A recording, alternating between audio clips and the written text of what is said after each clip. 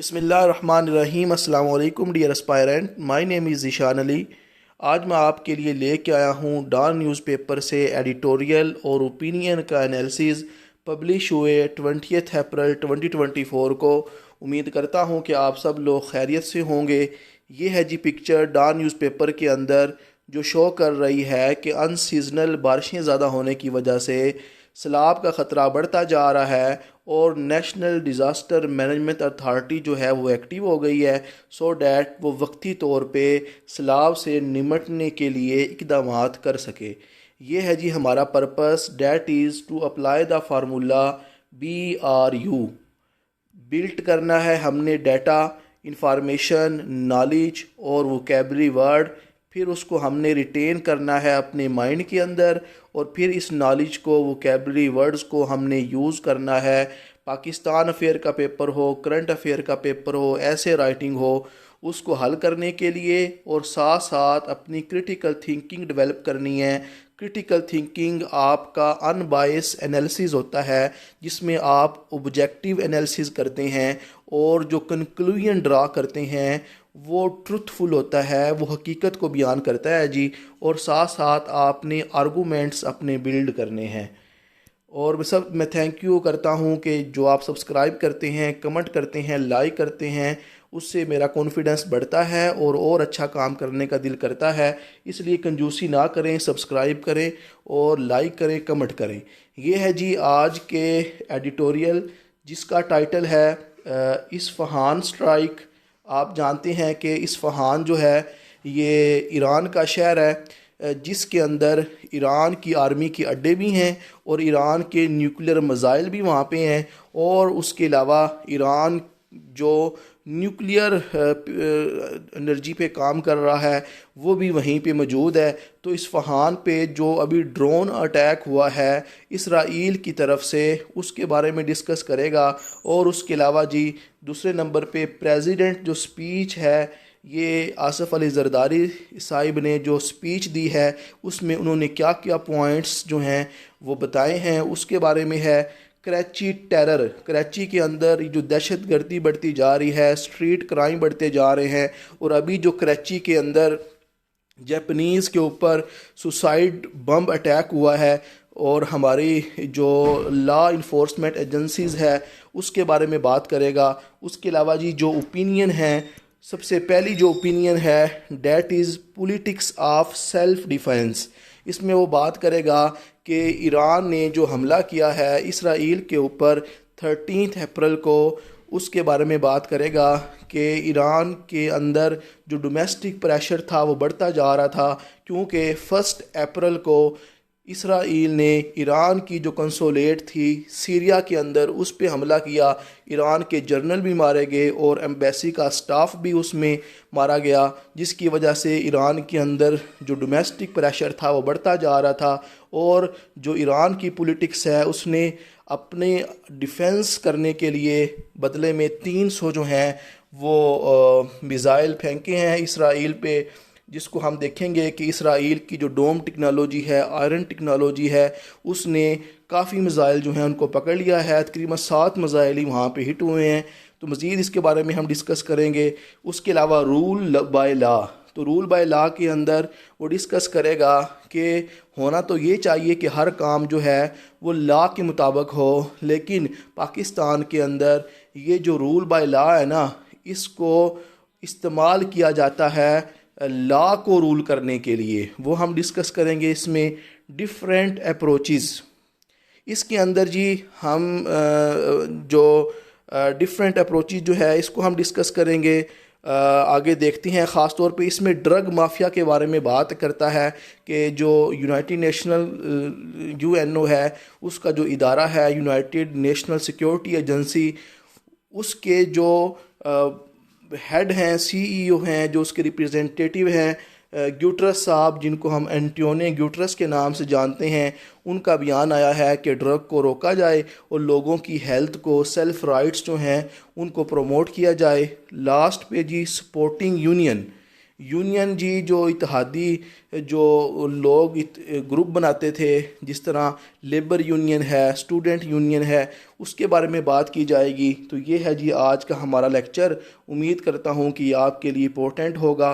तो अपनी उम्मीदों को बढ़ाएं, अपनी इमेजिनेशन को बढ़ाएं कि जब तक हम नॉलेज बिल्ड नहीं करेंगे, जब तक अपनी कॉन्शियसनेस स्ट्रॉन्ग नहीं करेंगे, तो अफसर वाली खूबियाँ हमारे अंदर नहीं आनी।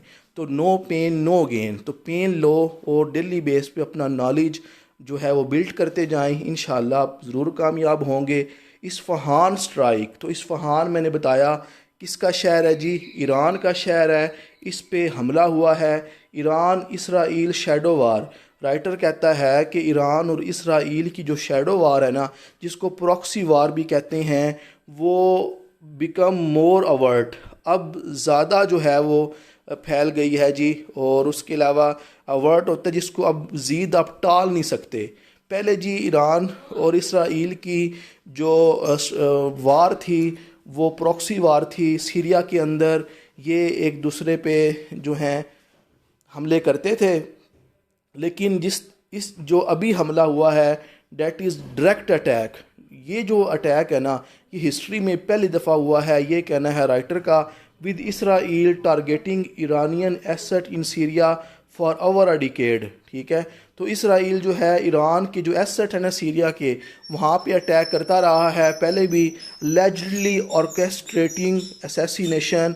और साथ साथ जो है ये उस पर इल्ज़ाम भी लगता रहा है कि ईरान के जो साइंटिस्ट हैं उनको भी मारने के लिए इसराइल जो है वो साजिशें करता रहा है।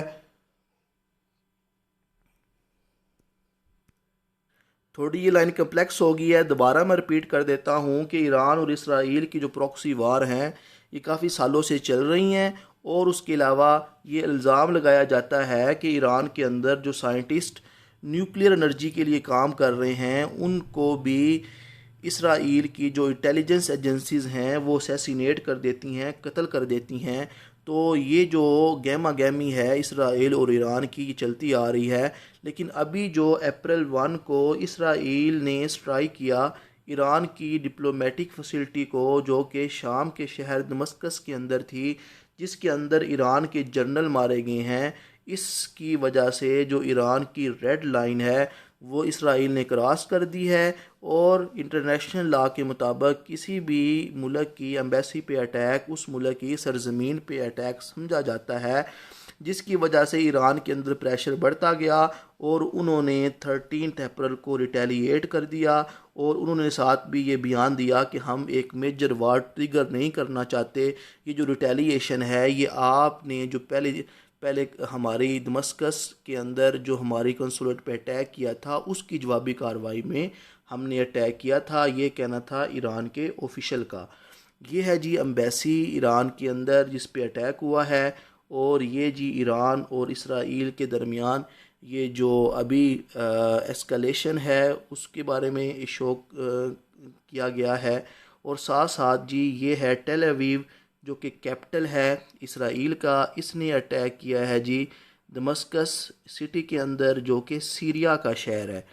ये जी हमारे पास है जी पिक्टोरियल रिप्रेजेंटेशन। साथ साथ जी ईरान ने जो अप्रैल 13 को रिस्पॉन्स किया इसराइल के ऊपर 300 जो मिज़ाइल का अटैक किया, ये जी एक मिनिमल डिस्ट्रक्शन हुई है। इसकी वजह से leading to suspected Israel strike on Iran facilitate in facilities in Isfahan. अब जो 13 अप्रैल को ईरान ने अटैक किया था उसके बदले में कल 19 अप्रैल को ईरान ने अटैक कर दिया है ईरान का जो शहर है इस्फ़हान के ऊपर। इस्फ़हान के अंदर मैंने पहले भी बताया ईरान की आर्मी के अड्डे हैं, वहाँ पे न्यूक्लियर इनकी एनर्जी के प्रोग्राम चल रहे हैं। That is very important place. While Israel officially remain silent, पहले जो था इसराइल साइलेंट रहा है क्योंकि अमेरिका का प्रेशर आ गया था। अमेरिका ने जो है 17 अप्रैल को इनको कहा था कि आप जो हैं मज़ीद जंग को ना बढ़ाएं। सम पॉलिटिशियन, अब जो अटैक हुआ है तो ज़ायनिस्ट जमात के जो लोग हैं, पॉलिटिशियन है इसराइल के, वो इस अटैक को सेलिब्रेट कर रहे हैं। और जो अमेरिकन मीडिया है वो एट्रीब्यूट दे रहा है इसराइल को, जो हाइपोक्रेसी शो कर रहा है जी अमेरिका की, कि जो ह्यूमन राइट्स की बात करता है तो इसराइल के अगेंस्ट वो बात नहीं करता। कॉल फॉर डी एस्कलेशन और कॉमन, दुनिया से जो हैं ये आवाज़ें आ रही हैं कि डी एस्कलेट करें, इस मामले को रोकें। Emphasising Israel need to behave like a normal state, और इस बात पे ज़ोर दिया जा रहा है कि इसराइल एक नॉर्मल स्टेट की तरह बिहेव करे, बदमाश ना बने, रोग नेशन ना बने, बदमाश कौम ना बने। देर आर सस्पिशियस, ये भी शक किया जा रहा है कि Israel might see a war with Iran as a distraction from domestic and international criticism, और ये भी शक किया जाता है कि जो इसराइल है वो इंटरनेशनल मीडिया की डिस्ट्रैक्शन के लिए, जो कि उसका जुल्म है गज़ा के लोगों पे, जहाँ पे 35,000 से लोग मार दिए गए हैं, मर चुके हैं, तो उससे इंटरनेशनल जो क्राइटिक्स हैं उनकी नज़रें हटाने के लिए वो ईरान के साथ जो है वो वार कर रहा है।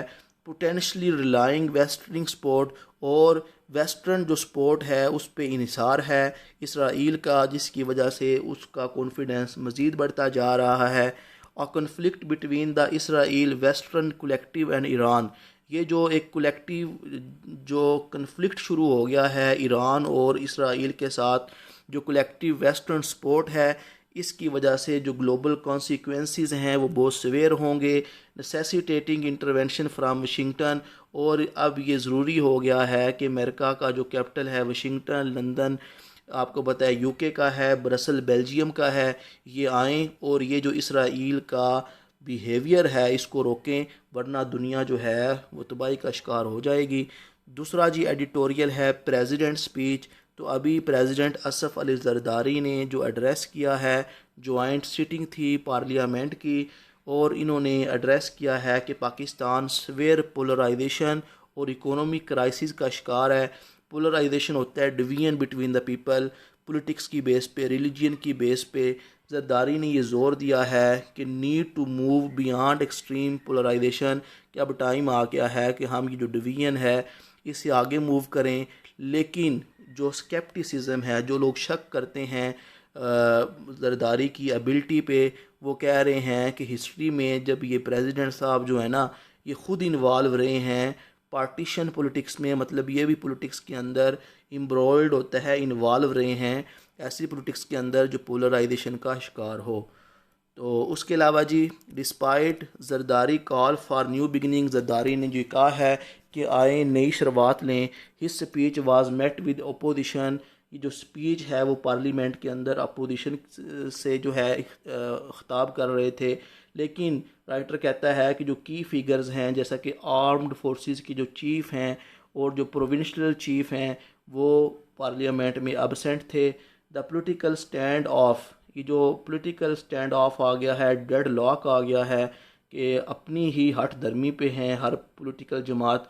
Pakistan appear to be worsening, ये जो सिचुएशन है इसकी वजह से पाकिस्तान की जो पॉलिटिकल सिचुएशन है वो वर्सन होती जा रही है, ख़राब होती जा रही है। With important stake holder unwilling to make concession, और जो स्टेक होल्डर हैं, जो इंटरेस्टेड लोग हैं, वो कंसेशन करने के लिए अपने नज़रिए में वो अनविलिंग शो कर रहे हैं। लीडिंग टू एन इंटरेक्टेबल मैस, जिसकी वजह से एक ऐसा मैस पैदा हो रहा है जो क्या होगा अनकंट्रोलेबल होगा। इंटरेक्टेबल का मतलब है अनकंट्रोलेबल।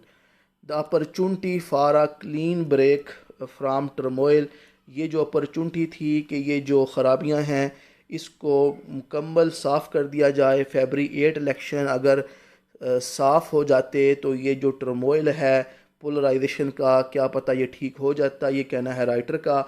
लेकिन ये जो एलिगेशन ऑफ रिगिंग, ये जो इल्ज़ाम लग रहे हैं कि इलेक्शन के अंदर रिगिंग की गई है, धांधली की गई है, इसकी वजह से सिचुएशन और ख़राब होती जा रही है। Further complicating the situation with no easy resolution in the sight, और ये सिचुएशन इतनी ख़राब हो रही है कि राइटर कहता है मुझे कोई इसका जो हल है वो नज़र नहीं आ रहा। उसके बाद ही तीसरा एडिटोरियल है कराची टेरर। कराची के अंदर जो अटैक हुआ है सुसाइड बम्बिंग थी, जिसने जी 5 जापानीज़ नेशनल जो एक वैन के अंदर जा रहे थे उन पे अटैक किया है। कराची लंडी जो एरिया है वहाँ पे ये हुआ है। रेजिस कंसर्न, और वहाँ पे ये तशवीश बढ़ती जा रही है कि urban terrorism resurfacing in the city के जो टेररिज्म है वहाँ कराची शहर के अंदर अपना सर उठा रही है। जापानीज़ ऑटो वर्कर थे जी, वो इस अटैक में बच गए हैं, लेकिन सिक्योरिटी गार्ड जो है वो मारा गया है। सुसाइड बम्बर और जो कंप्लिस होता है, जो क्राइम में इन्वॉल्व हों, उन लोगों को जी की जो साजिश थी उसको न्यूट्रलाइज होता है, इनफेक्टिव बना देना। लॉ इन्फोर्समेंट एजेंसीज़ ने उसको इनफेक्टिव बना दिया है, उनकी साजिश को नाकाम किया है, ये कहना है राइटर का। The incident underscore the need for heightened security, जो इंसिडेंट हुआ है ये अंडरलाइन कर रहा है कि हमें जो सिक्योरिटी है फॉरेन नेशनल की उसको बढ़ाने की ज़रूरत है, और ताकि जो पाकिस्तान के अंदर डेवलपमेंट प्रोजेक्ट चल रहे हैं वो चलते रहें और पाकिस्तान एक जो है एक स्टेबल कंट्री बन जाए। क्वेश्चन अराइज हो रहे हैं अबाउट द विजिलेंस के ये जो प्रूडेंस है, ये जो तेज़ियाँ हैं हमारे जो नेशनल लॉ इन्फोर्समेंट एजेंसीज की परफॉर्मेंस जो है उस पर क्वेश्चन उठ रहे हैं। स्पेशली काउंटर टेररिज्म डिपार्टमेंट की जो नेगलिजेंस है उस पर क्वेश्चन उठ रहे हैं। इंटेलिजेंस एजेंसीज़ के ऊपर क्वेश्चन उठ रहे हैं कि वो क्यों इस तरह के अटैक प्रिवेंट नहीं करवा रही। उसके अलावा जी राइटर का कहना है कराची की हिस्ट्री रही है कि वहाँ पे टेरर कैंपेन चलती रही हैं, स्ट्रीट क्राइम अभी भी वहाँ पे है, जिसकी वजह से हाईलाइट कर रही है ये सिचुएशन कि वहाँ पे लॉ इन्फोर्समेंट एजेंसीज़ की जो कम्पिटेंस है उसको एवेल्यूएट किया जाए और thwarting attempt to destabilise the city. और ये जो नाकाम रहे हैं लॉ इन्फोर्समेंट एजेंसीज़ कि वो सिटी के अंदर इंसर्जेंसी को कम नहीं कर सके, इस पे जो है एक्शन लिया जाए और लॉ इन्फोर्समेंट एजेंसी को स्ट्रॉन्ग किया जाए ताकि फ्यूचर में इस तरह के जो घिनौने क्राइम हैं वो मुल्क में ना हों।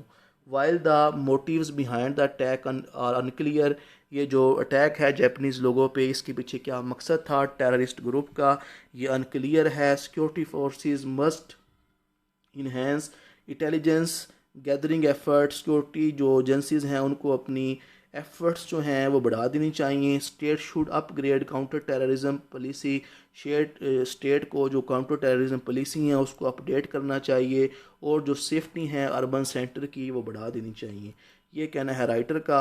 विद पैरामिलिट्री फोर्सेस, जो पैरामिलिट्री फोर्सेस होती हैं जिनको मिलिट्री की तरह जवानों को ट्रेन किया जाता है, like counter terrorism department Karachi के अंदर, उनको जो है स्ट्रॉन्ग किया जाए। Militant group should have been neutralized, जो वहाँ पे मिलिटेंट ग्रुप है उनको इनअफेक्टिव बना देना चाहिए, उनको वहाँ पे ख़त्म कर देना चाहिए। बट द रिसेंट अटैक जो है ये इंडिकेट करता है कि स्ट्रॉन्गर सिक्योरिटी मेजरमेंट जो है वो लेने की ज़रूरत है। पाकिस्तान इकोनॉमिक ग्रोथ जो है वो किस पर रिलाई करती है कि पाकिस्तान सेफ़ एनवायरनमेंट प्रोवाइड करे फॉरेनर के लिए, इन्वेस्टर के लिए, और इस बात पे ज़ोर देने की ज़रूरत है कि जो पाकिस्तान के अंदर जो सिक्योरिटी चैलेंज ख़ास तौर पे अर्बन एरिया में बढ़ते जा रहे हैं उसको एड्रेस किया जाए, ये कहना है राइटर का। उसके बाद है जी ओपिनियन। पहली ओपिनियन है रूल बाय लॉ, तो ये हैं जी हमारे पास रीमा उमर, ये कहती हैं कि रूल ऑफ लॉ जो है इसमें बहुत ज़्यादा पावरफुल है, वेपनाइज्ड है, ये मतलब वेपन से भरा हुआ है। Taking on what ever meaning that fits the political objective, लेकिन जो हमारे पावरफुल लोग हैं ना वो रूल ऑफ लॉ का अपना मीनिंग बनाते हैं जिसमें उनके पॉलिटिकल ऑब्जेक्टिव जो हैं वो पूरे हो जाएं। दोज इन्वोकिंग दैम, और सपोर्ट लेते हैं, हेल्प लेते हैं रूल ऑफ लॉ की और अपने मकसद जो हैं वो अचीव करते हैं। क्या कहती हैं राइटर, क्रिटिसाइज़ करती हैं रूल ऑफ लॉ पे। Concept of rule of law जो पाकिस्तान के अंदर है जिसको इंक्रीजिंगली इन्वोक का मतलब है अपने मकसद के लिए इस्तेमाल किया जाता है, सपोर्ट ली जाती है, मदद ली जाती है। पाकिस्तान के जो पॉलिटिकल डिस्कोर्स है उसमें रूल ऑफ लॉ को डिस्कस किया जाता है और जो मेजर पॉलिटिकल पार्टीज़ हैं वो अपना जब मैनिफेस्टो पेश करती हैं इलेक्शन से पहले उसमें ये क्लेम भी करती हैं कि वो रूल ऑफ लॉ को इंश्योर करेंगी। हाउएवर जब रूल ऑफ लॉ की प्रैक्टिस की जाती हैं, रूल ऑफ लॉ को मैनिपुलेट किया जाता है जो पॉलिटिकल ऑब्जेक्टिव अचीव करने के लिए, रूल ऑफ लॉ को जो फंडामेंटल वैल्यूज़ हैं उनको थामने के लिए, उनको अप होल्ड करने के लिए इस्तेमाल नहीं किया जाता, ये कहना है जी राइटर का। उसके अलावा जी example include the arbitrary ban on social media platform, जो rule of law by law की एग्जांपल देती हैं कि रूल बाय लॉ को गलत इस्तेमाल किया गया, जिस तरह ट्विटर को बैन कर दिया गया, सीक्रेट मिलिट्री ट्रायल किए गए लोगों के, पॉलिटिकल मोटिवेटेड लीगल एक्शन लिए गए। पाकिस्तान के अंदर राइटर कहती है रूल ऑफ लॉ को डिस्टॉर्टेड का मतलब है गलत मतलब लिया जाता है। यहाँ रूल ऑफ लॉ की बजाय रूल किया जाता है by law, allowing those in power to control citizen, और जो पावरफुल लोग हैं वो सिटीज़न को कंट्रोल करते हैं। Legal mean without being held accountable themselves, और वो खुद रूल ऑफ लॉ के सामने अकाउंटेबल नहीं होते। ये कहना है राइटर का। Understanding the core value of the rule of law, rule of law की जो कोर वैल्यूज़ हैं उनको अंडरस्टैंड करने की ज़रूरत है।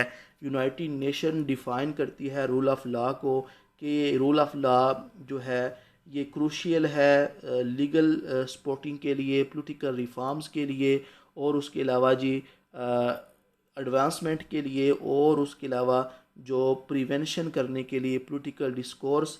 यूनाइटेड नेशन की जो डेफिनेशन है वो क्या है जी रूल बाय लॉ की, वो इंक्लूड करती है कि रूल बाय लॉ में अकाउंटेबिलिटी भी शामिल होनी चाहिए, पब्लिक प्रोमलगेशन ऑफ लॉ, कि पब्लिक जो है वो भी अलानिया तौर पे लॉ को फॉलो करे, लिमिटेड गवर्नमेंट डिस्क्रिशन, और जो गवर्नमेंट है वो स्वाबदीद ना हो, वो शामिल ना हो रूल ऑफ लॉ में, अपनी मर्जियाँ ना करे बल्कि रूल ऑफ लॉ को फॉलो करे। Equality before the law, law के सामने सारे बराबर हों।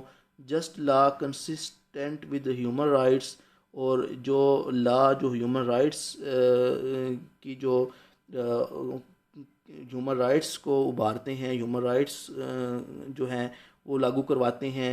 रोबस्ट लीगल प्रोसेस जो हैं, मतलब जो लीगल प्रोसेस को मजबूत करते हैं। जुडिशियल इंडिपेंडेंस को रूल ऑफ लॉ जो हैं वो प्रमोट करते हैं। सिटीज़न पार्टिसिपेशन जो है इन लॉ मेकिंग जो है उसमें रूल बाय लॉ जो हैं वो इंश्योर करवाते हैं। ये जो प्रिंसिपल हैं, मतलब रूल बाय लॉ का जो ट्रू मतलब है वो पाकिस्तान के अंदर एब्सेंट है।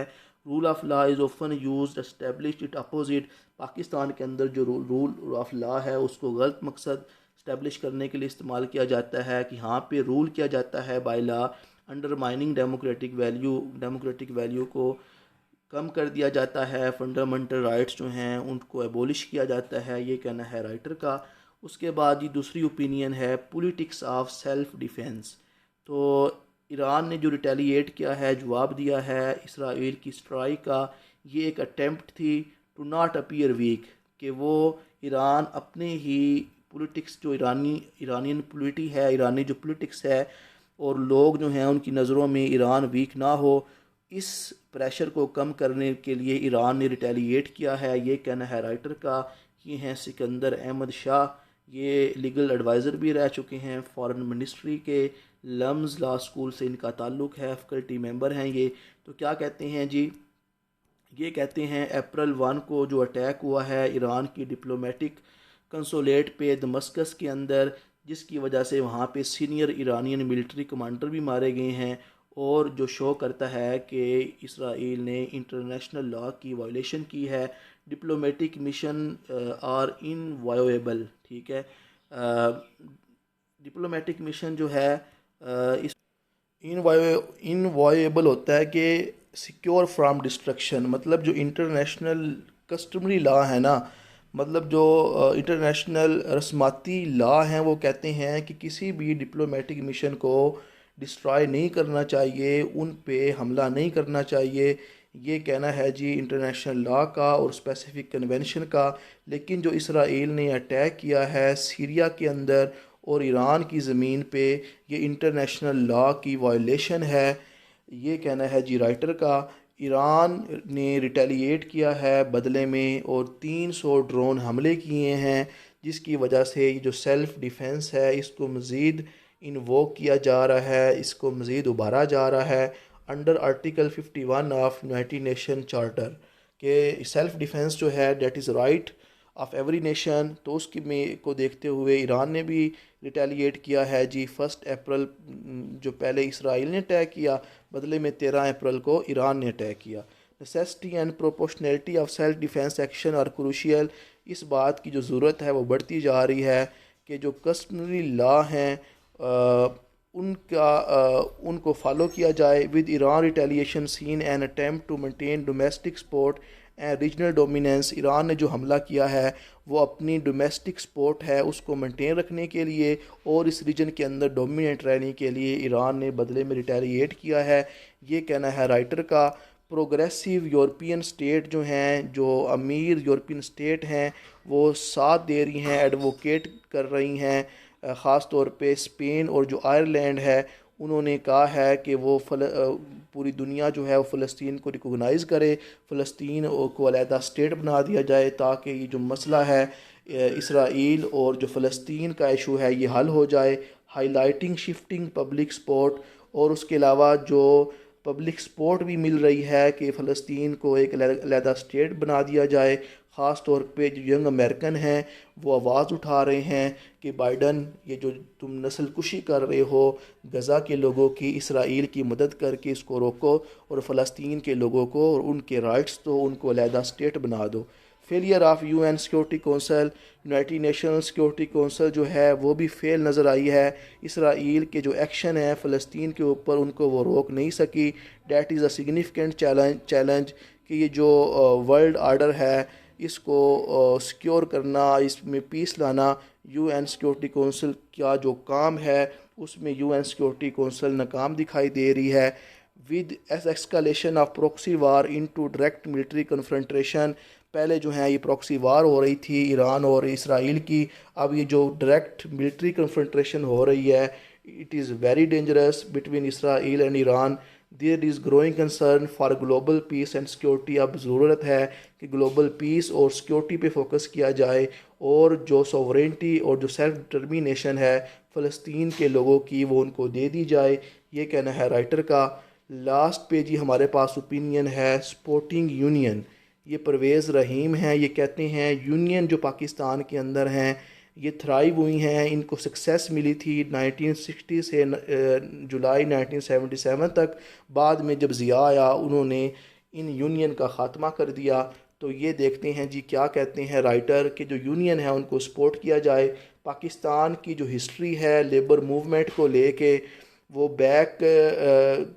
जो है बैक जो सेंचुरीज़ हैं, बैक जो हमारे साल गुजर चुके हैं उससे मिलती हैं कि जो शुरू वाले साल थे जब पाकिस्तान बना था, फर्स्ट जो ट्राई पार्टियाइट होता है जिसमें 3 लोग इन्वॉल्व हों या 3 इदारे इन्वॉल्व हों। पहली जो लेबर कॉन्फ्रेंस पाकिस्तान के अंदर हुई थी वो लियाकत अली ख़ां के दौर में हुई थी 1949 के अंदर, और जो इंटरनेशनल लेबर ऑर्गेनाइजेशन की कन्वेंशन नंबर 87 और 98 है ना उनको एग्री कर लिया था, रेटिफिकेशन होता है उनको मान लिया गया था। फ्रीडम ऑफ एसोसिएशन और जो कलेक्टिव बारगेनिंग है ना वो की जाएगी किसके साथ जी, यूनियन ऑफ जो लेबर्स की यूनियन है उनके साथ, ये कहना राइटर का। Despite the ratification of numerous international labour standard, हमने जो इंटरनेशनल लेबर के स्टैंडर्ड है उनसे हमने एग्रीमेंट शो किए हैं लेकिन पाकिस्तान कंप्लायंस रिकॉर्ड, लेकिन पाकिस्तान का जो रिकॉर्ड है ना वो हमेशा पुअर रहा है यूनियन को लेके, स्पेशली कंसर्निंग दिस कन्वेंशन, और इन कन्वेंशन की जो लॉज हैं उनको फॉलो नहीं किया गया, ये कहना है राइटर का। लेबर यूनियन, आपको पता है कि जो लेबर डे है वो मनाया जाता है मई के अंदर, तो वो करीब आ रहा है मई, तो उसको अब उभारने के लिए, उसको याद करने के लिए राइटर जो है पहले ही लेबर डे जो है उसके बारे में, लेबर यूनियन के बारे में बात कर रहा है। वो कहते हैं लेबर यूनियन जो है ना वो 1960 से 1977 का जो एरा था पाकिस्तान का, उस दरमियान लेबर यूनियन बहुत ज़्यादा तरक्की में थी, स्ट्रॉन्ग लीडर थे उनके। प्रोफेसर शफ़ी मलिक, करामत अली जो हैं इन्होंने उस वक्त सिग्निफिकेंट रोल अदा किया था लेबर यूनियन को सपोर्ट करने के लिए, एडवोकेटिंग फॉर वर्कर, इन्होंने वर्कर की सपोर्ट के लिए, उनको राइट्स दिलवाने के लिए, एजुकेशन देने के लिए काफ़ी मूवमेंट्स उन्होंने जो है इनिशिएट। ये जो मलिक साहब हैं जिन्होंने लेबर के लिए काम किए थे, उनको एजुकेशन प्रोवाइड की थी और उनके राइट जो हैं उनको उजागर किया था, ये जमात इस्लामी के लीडर भी रह चुके हैं। मलिक शाफ़ी मलिक के नाम से इन्होंने एजुकेशन पे ज़ोर दिया था और जो इन्होंने एक मूवमेंट चलाई थी कि जो यूनियन लीडर है उसको ट्रेन किया जाएगा। इन्होंने पाकिस्तान के अंदर worker training and education trust के नाम से कराची के अंदर इंस्टीट्यूशन भी डेवलप किए। That was the positive work toward the union. Ali dedicated himself, ये जो साफ़ी अली जो थे, जो करामत अली जो कि मशहूर लीडर थे, इन्होंने भी अपने आप को डेडिकेट कर दिया था और ये डिस्पोज करते थे जितने भी प्रॉब्लम्स आते थे लेबर के रिलेटेड, उसको ये कम करते थे, उनके प्रॉब्लम हल करते थे। लीडिंग लेबर मूवमेंट भी इन्होंने चलाई। फाउंडिंग द पाकिस्तान इंस्टीट्यूशन, इन्होंने कराची के अंदर लेबर एजुकेशन और रिसर्च के नाम से कराची के अंदर इंस्टीट्यूशन भी कायम किए। ये दोनों जो मलिक और अली हैं, despite their advancing year continue to be active in education, educating and training labour leader. ये दोनों जो हैं ये वक्त के गुजरने के साथ साथ ये जो लीडर होते थे यूनियन के और जो लेबर होती थी उनको एजुकेट भी करते रहे और उनको ट्रेन भी करते रहे। उसके अलावा जी, why labour federation and union में बी डोरमेंट, अब पाकिस्तान के अंदर ये जो फेडरेशन और यूनियन है ये डोरमेंट हैं, लेकिन इनको अभी भी मैनेज किया जाता है। और highlighting the importance of keeping representative abreast of labour, और ये जो इन लेबर के जो लीडर्स हैं वो अबरी स्टाफ होता है वो अप टू डेट रखते हैं उन यूनियन के जो उन लेबर को जो लोग इस्तेमाल करते हैं अपनी कंपनियों के अंदर, उनके जो सरबराह होते हैं उनको ये लीडर अपडेट करते हैं कि लेगिस्लेशन जब भी की जाएगी लेबर यूनियन के बारे में वो उनके फेवर में होनी चाहिए। जब भी इंडस्ट्री चेंज होती है, मैनेज वर्क एम्प्लॉय रिलेशन जो है उसको मैनेज करने में, इफ़ेक्टिवली डेवलप करने में इन लीडर्स का एक पॉजिटिव रोल होता है। ये कहना है जी राइटर का। अच्छा, ये एक रह गया different approach.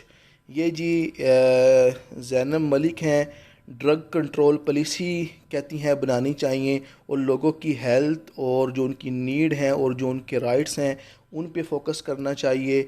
UN security general जो हैं एंटोनियो गुटेरेस, उन्होंने इस बात पे ज़ोर दिया है कि लोगों की जो नीड्स हैं, जो हेल्थ है और जो ह्यूमन राइट्स है उस पे फोकस किया जाए। और जो ग्लोबल रिस्पांस है इलिसिट ड्रग होता है जी, फॉरबिडन ड्रग इस्तेमाल करने का, हेरोइन, चरस वगैरह। लेटेस्ट जो भी सेशन हुआ है यूएन कमीशन का नारकोटिक ड्रग पे, उसके अंदर जो यूएन सेक्रेटरी हैं एंटोनियो गुटेरेस, उन्होंने ज़ोर दिया है कि लोगों को जो फॉरबिडन ड्रग है उससे बचाया जाए, उनकी हेल्थ पे फोकस किया जाए। प्यूनिटिव इन्फोर्समेंट, जो सज़ा दी जाती है ड्रग माफिया को, have not effectively deter drug use.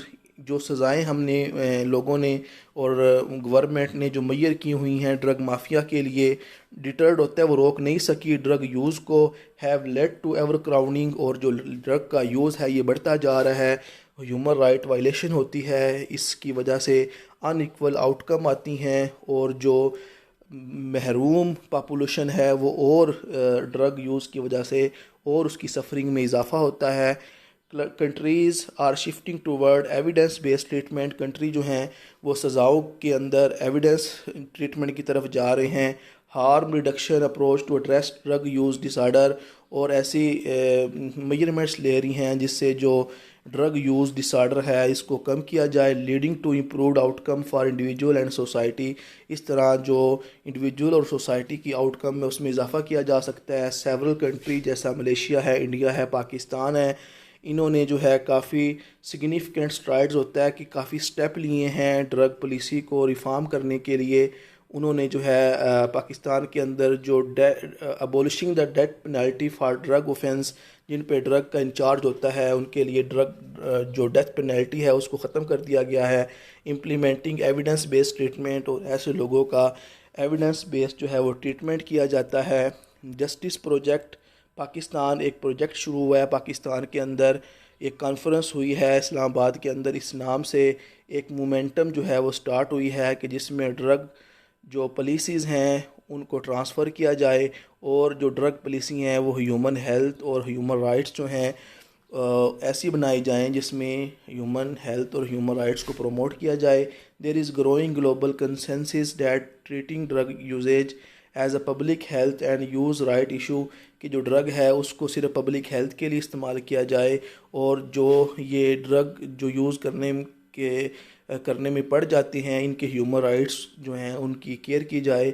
Applying evidence based gender sensitive and harm reduction approach, और ऐसे काम किए जाएं जिससे जो डिफरेंट जेंडर इन्वॉल्व होते हैं ड्रग यूज़ में, उनको इस ड्रग के हार्म से कम करने की जो डिफरेंट अप्रोचेज़ हैं वो इस्तेमाल किए जाएं। अफेक्टिव वे जो है वो अप्लाई किए जाएं और ग्लोबल ड्रग प्रॉब्लम जो बढ़ती जा रही है इसको कम किया जाए। ये है जी आज का idiom rock the boat. Rock the boat होता है जी एक ऐसी सिचुएशन जिसमें जी you do or say something that will upset people. मतलब रॉक द बोट का मतलब है अगर आप कुछ कहेंगे या कुछ करेंगे तो वो लोगों को अपसेट कर देगा, तो इसको कहेंगे रॉक द बोट। ठीक है। न्यू टीचर जब आया या फिर जब आपकी वो चीज़ें जो आपको अच्छी नहीं लगती आपकी लाइफ में वो हो जाएं, तो आप क्या कहेंगे, रॉक द बोट जो है ये क्या करता है जी, एक ऐसी सिचुएशन को कहते हैं जो आपको अपसेट कर दे। तो रॉक द बोट आपने याद कर लेना है। बाकी जी ट्रांसग्रेशन, इसका मतलब है ख़िलाफ़ वर्जी करना और वायलेशन करना। इसका जो सिनोनिम है ये आपने बता दिया जी, ब्रेक करना।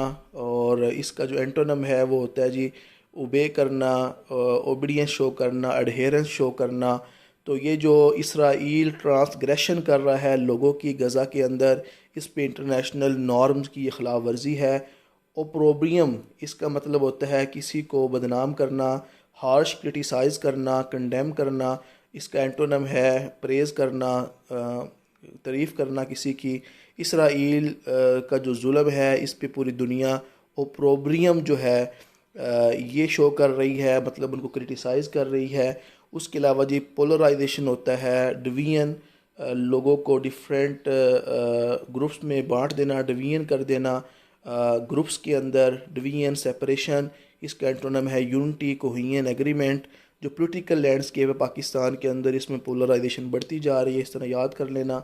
इंटरेक्टेबल होता है जी काबिल हल। ठीक है। या इंटरेक्टेबल हो ऐसी चीज़ जिसको आप कंट्रोल ना कर सकती हो उसे कहते हैं इंटरैक्टेबल। ज़िद्दी स्टबॉर्न उसे कहते हैं इंटरैक्टेबल। और ट्रैक्टेबल मैनेजेबल इसका एंटोनम है। तो ये बस आपने कर लेना है। उसके अलावा जी डिप्लोरेबल होता है काबिल अफसोस, डिसग्रेसफुल एंटोनम होता है कंडेमेबल। विजिलेंस होता है होशियारी, द एक्शन और स्टेट ऑफ कीपिंग केयरफुल। उसके अलावा जी वॉचफुलनेस, अलर्टनेस, विजिलेंस को कहते हैं।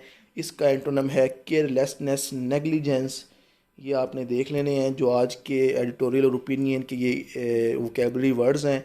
डिस्टॉर्टेड होता है बिगड़ा हुआ, एमनेसिपेटरी होता है आज़ाद कुंदा, लिबरेटिंग, फ्रीइंग इसका अपोजिट है ऑप्रेस करना, किसी को दबा देना।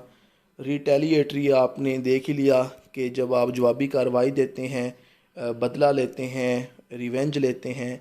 और इसका एंटोनम है फारगिव कर देना, माफ़ कर देना। तो ये है जी आज क्या। पोग्रोम होता है जी बर्बरियत, मास एक्कर, जो स्लाटर, जो ये तबाहियाँ फेर रहा है, जुल्म कर रहा है ना, पोग्रोम इसराइल कर रहा है गज़ा के अंदर। तो इसका अपोजिट है डिफेंस करना, सिक्योरिटी देना। और रेटिफाइड होता है तस्दीक करना। डिस्पोज्ड होता है महरूम कर देना किसी को। इलिसिट होता है गैर कानूनी काम। कोर्शन होता है दबाव। उसके अलावा ये थे जी आज के एडिटोरियल और ओपिनियन का एनालिसिस और कुछ इंपॉर्टेंट वर्ड्स।